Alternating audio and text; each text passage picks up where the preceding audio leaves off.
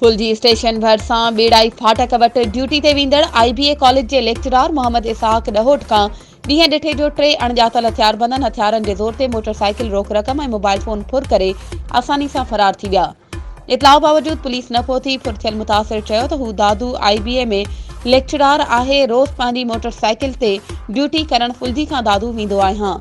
पंहिंजी CD motorcycle ते duty करण लाइ वञी रहियो हुअसि त पेड़ाई फाटक वटि पोयां ईंदड़ मोटरसाइकिल सवार हथियारबंद हथियारनि जे ज़ोर ते रोके मोटरसाइकिल रोक रक़म ऐं मोबाइल फोन फुर करे फरार थी विया। फुर जो इतलाउ फुलजी पुलिस खे कयो वियो पर पुलिस न पहुती, जंहिंखां पोइ मां पाण थाणे ते वञी फुर जी रिपोर्ट दाख़िल कराई। फुर थियल गाॾी ऐं सामान वापसि कराए इंसाफ़ कयो वञे। वधीक ख़बरुनि ऐं अपडेट्स जे लाइ असांजे चैनल खे सब्सक्राइब कयो ऐं हा, बेल आइकन खे प्रेस करण न विसारिजो त जीअं असांजी हर नई अचण वारी वीडियो तव्हां ताईं पहुची सघे।